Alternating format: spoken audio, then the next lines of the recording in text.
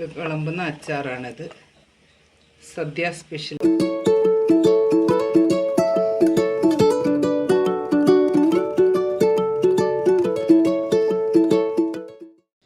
Hi guys, നമസ്കാരം.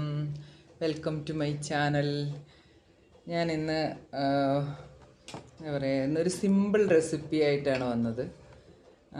നാരങ്ങ അച്ചാർ ഉണ്ടാക്കുന്നത്. അത് 2 ടൈപ്പാണ്. പിന്നെ എനിക്കിഷ്ടം മുളക് പൊടിയൊന്നും ചേർക്കാത്ത അച്ചാറും യേശോയ്ക്കിഷ്ടം മുളക് പൊടി ചേർത്ത അച്ചാറും. അപ്പോൾ അത് രണ്ടും ഉണ്ടാക്കുമ്പോൾ നിങ്ങളെയും കൂടെ ഒന്ന് കാണിക്കുക. എൻ്റെ സ്റ്റൈൽ, എല്ലാവരും ചിലപ്പോൾ അങ്ങനെ തന്നെ ആയിരിക്കും ചെയ്യുന്നത്. പക്ഷേ ഞാൻ എൻ്റെ സ്റ്റൈലെന്ന് പറയുമ്പം എല്ലാവരും ചോദിക്കും, ഫ്രണ്ട്സൊക്കെ ചോദിച്ചിട്ടുണ്ട്, ഈ നാരങ്ങ അച്ചാർ ഉണ്ടാക്കുന്ന ദിവസം തന്നെ കഴിക്കാൻ പറ്റുമോ എന്ന്. അപ്പോൾ അങ്ങനെ ഉണ്ടാക്കുന്ന ദിവസം തന്നെ കഴിക്കണമെങ്കിൽ അതിന് മുമ്പ് ഒരു പ്രൊസീജിയറുണ്ട്. അത് ചെയ്ത് കഴിഞ്ഞാൽ നമുക്ക് ഉണ്ടാക്കുന്ന ദിവസം തന്നെ അത് കയ്പൊന്നുമില്ലാതെ കഴിക്കാൻ പറ്റും. അപ്പം നമുക്ക് വീഡിയോയിലേക്ക് പോകാം. എല്ലാവർക്കും അച്ചാർ ഉണ്ടാക്കാൻ ഇവിടെ എല്ലാവർക്കും ഇഷ്ടം വെളിച്ചെണ്ണയാണ്. മറ്റേ വേറെ വെളിച്ചെണ്ണകളൊന്നും വേറെ എണ്ണകളുടെ ഒന്നും ടേസ്റ്റ് ഇവിടെ ആർക്കും ഇഷ്ടമല്ല. അതുകൊണ്ട് ഞാൻ വെളിച്ചെണ്ണയാണ് ഉപയോഗിക്കുന്നത്. നിങ്ങൾക്ക് നിങ്ങളുടെ ഇഷ്ടത്തിന് ഏത് വേണേ. കടുക് ഇച്ചിരി തോനെയായിക്കോട്ടെ, കാരണം ഇത് വെള്ള അച്ചാറാണ്. വെള്ള നാരങ്ങ അച്ചാർ. നമ്മൾ ഇതൊന്നും ചേർക്കുന്നില്ല.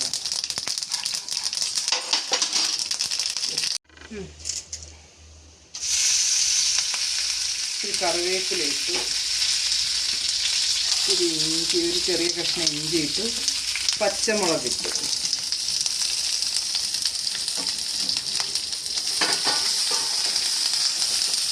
ഇനി അത് നല്ലപോലെ ആ പച്ച മണമൊക്കെ ഒന്ന് മാറട്ടെ, എന്നിട്ട് കാണാം. ഞാനായിട്ട് ഇടാൻ മറന്നതാണ് കേട്ടോ. അത് ആദ്യമേ ഇടേണ്ടതാ. വെളുത്തുള്ളി, ഇഞ്ചിയും പച്ചമുളകും ആണല്ലോ അച്ചാറിൻ്റെ. ഇപ്പം ഒരു 1/2 കിലോ നാരങ്ങ 2 സൈസ് അച്ചാറായിരുന്നത്. ഇവിടെ 2 സൈസ് കാൻസാണ് ഇവിടെ ഉള്ളത്. നമ്മൾ എണ്ണ ഒഴിച്ച് ആദ്യം തന്നെ ഈ ഇഞ്ചി ഇടുന്നതിനൊക്കെ മുന്നേ തന്നെ ഇടേണ്ടതാണ് വെളുത്തുള്ളി. ഞാനതങ്ങ് മറന്നുപോയതാ, സോറി. എണ്ണ വേണമെങ്കിൽ എണ്ണ വെളുത്തുള്ളി ഇടുമ്പോൾ ഇച്ചിരി കൂടെ എണ്ണ വേണം. ഞാൻ ഇട്ടില്ല, കുറച്ച് എണ്ണയും കൂടെ ഒഴിച്ചു. ഇനി നമുക്ക് പൊടികളൊക്കെ ചേർക്കാം. കുറച്ച് ഉലുവാപ്പൊടി, ഈ സ്പൂണിന് 3/4 സ്പൂൺ ഉലുവ, 1/4 സ്പൂൺ മഞ്ഞൾപ്പൊടി. നാരങ്ങ അന്ന് തന്നെ കൂട്ടണമെന്നുണ്ടെങ്കിൽ ഇട്ട് കഴിഞ്ഞ ദിവസം തന്നെ നമ്മൾക്ക് ഇത് ഉപയോഗിച്ച് തുടങ്ങണമെങ്കിൽ ആ ഒരു കയ്പ്പ് രസം വരാതിരിക്കാൻ നമ്മൾ തലേ ദിവസം നാരങ്ങ അരിഞ്ഞ് ഉപ്പിട്ട് വെക്കണം. അപ്പോൾ കുറച്ച് വെള്ളവും കൂടെ വരും. അപ്പോൾ ഇനി നാരങ്ങ ചേർക്കാണേ. എന്താ, കുറച്ച് ഉപ്പിട്ട് തലേ ദിവസം വെച്ചത് കൊണ്ടാണ് ഈ വെള്ളം വന്നത്. ഇനി ഇതൊന്ന് നന്നായി തിളയ്ക്കണം. തീ കൂട്ടി വെച്ചിട്ടൊന്ന് തിളപ്പിച്ചെടുക്കാം. കാരണം ആ വെള്ളം, ഉപ്പിൻ്റെയും നാരങ്ങ നീരും കൂടെ ഇറങ്ങിയ വെള്ളം അതിലുണ്ട്. അപ്പം നമുക്കൊന്ന് തിളച്ച് വരട്ടെ. അപ്പോൾ ഒരു സാധനം കൂടെ ചേർത്ത് നമുക്ക് വാങ്ങിയേക്കാം. വേണമെങ്കിൽ കുറച്ച് ഉപ്പിടാം. ഉപ്പ് നാരങ്ങ ഇട്ടെങ്കിൽ ഇത്തിരി ഉപ്പും കൂടെ. അച്ചാറെന്ന് പറഞ്ഞാൽ ഉപ്പാണല്ലോ. തിളച്ച് കണ്ട നമ്മൾ ആ ദിവസം വെച്ചിരുന്നെന്ന് പറഞ്ഞാൽ ആ വെള്ളം എല്ലാം കൂടെ തിളച്ച് ഇതുപോലൊരു കുഴമ്പ് പരുവമാകുമ്പോൾ നമ്മളിതിനകത്തേക്ക് ഒരു 1/4 സ്പൂണല്ല, ഒരു 3/4 സ്പൂൺ കായം ചേർക്കണം. അതിന് ശേഷം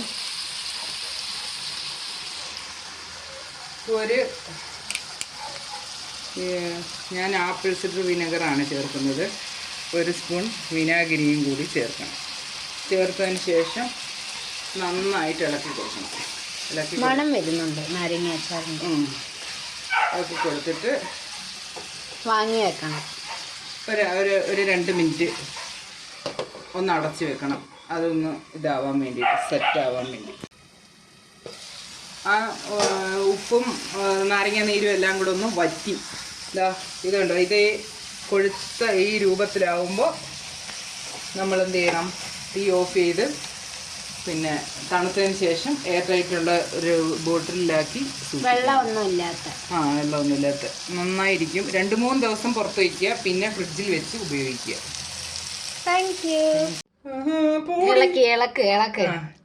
നമ്മൾ ഇത് തലേ ദിവസം അരിഞ്ഞ് വെച്ചിരുന്ന് ഉപ്പിട്ട് വെച്ചതുകൊണ്ട് ആ വെള്ളം ഉണ്ടായിരുന്നു. ആ വെള്ളത്തിൽ ഈ നാരങ്ങയെ ഒന്ന് വേവിച്ചെടുത്തതായി ഇതുപോലെ പറ്റിച്ചെടുക്കണം.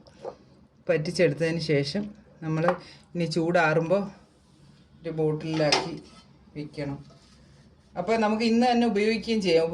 ഉണ്ടാക്കിയ ദിവസം തന്നെ നമുക്കിത് ഉപയോഗിക്കുകയും ചെയ്യാം. അതാണ് ഇതിൻ്റെ ഏറ്റവും വേറൊരു പ്രത്യേകത. തലേ ദിവസമേ നമ്മൾ ചെയ്ത് വെച്ച ഇതാണ് അതിൻ്റെ പ്രത്യേകത. കുറച്ച് സാധനങ്ങളൊക്കെ ഇല്ല. ഈ മുളകിട്ടുള്ള അച്ചാറാണ് ഇത്. യേശോയുടെയും ആമിയുടെയും ഫേവററ്റ് മുളകിട്ടത്. ഇനി വെളുത്തുള്ളി ചേർത്ത് ഇതുപോലൊന്ന് നോക്കണം. തീ കുറയ്ക്കട്ടെ.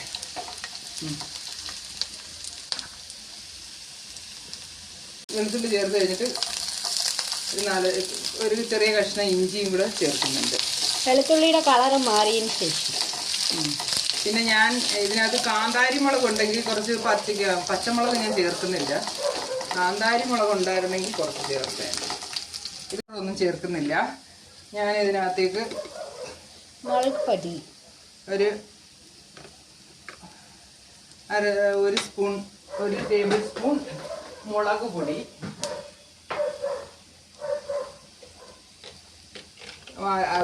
ഈ അച്ചാർ പൗഡർ ഉള്ളവർ ഇത് ചെയ്യുന്നതിന് ശേഷം അതങ്ങ് തട്ടിയിട്ട് ഇത് ചെയ്താൽ മതി.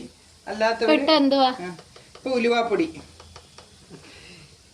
പിന്നെ മഞ്ഞപ്പൊടി, ഇത് മൂന്നും ചേർത്ത് പൊടി നല്ലതുപോലെ നല്ല ബ്രൗൺ കളറാക്കണം. ഈ മുളക് പൊടിയെ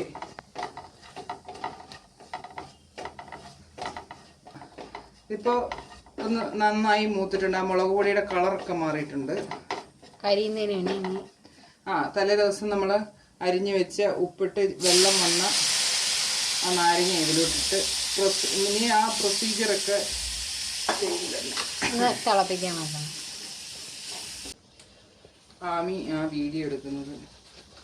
ആമി മറിഞ്ഞു വീണ് കാലും മുട്ടുമൊക്കെ. ഇനി ആ ഉപ്പ് നോക്കിയതിന് ശേഷം എന്തായാലും ഇത്തിരി ഉപ്പും കൂടെ നമുക്ക് ഇടേണ്ടി വരും.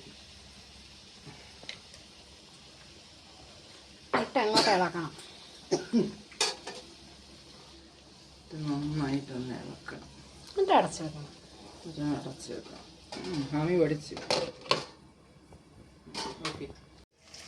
ഓക്കെ ഇങ്ങനെ നമ്മൾ ഇതിൽ നാരങ്ങയിന്ന് ഊറി വന്ന നീരും ഉപ്പും കൂടി ഇട്ട് എഴുതി വെച്ച ആ വെള്ളം നമ്മൾ അങ്ങ് പറ്റിക്കണം. പിന്നെ പറ്റിക്കുമ്പോൾ പിന്നെ ചാറ് ഇഷ്ടമുള്ളവർ ഒരുപാട് അങ്ങ് പറ്റിക്കണ്ട. ഇവിടെ ആർക്കും ചാറ് ഇഷ്ടമില്ലാത്തതുകൊണ്ട് ഈ രീതിയിൽ ഇത് ചെയ്തു. ചാറ് കൂടെ വേണമെങ്കിൽ ഇത് ചെയ്തു. അതിനകത്ത് 1/4 സ്പൂൺ കായപ്പൊടി ചേർത്തു. പിന്നെ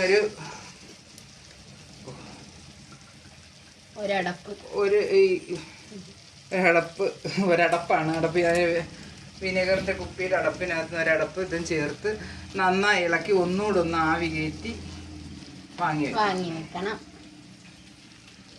ഇനി അത് ഓഫ് ചെയ്തിട്ട് നമുക്കത് മാറ്റി വയ്ക്കാം.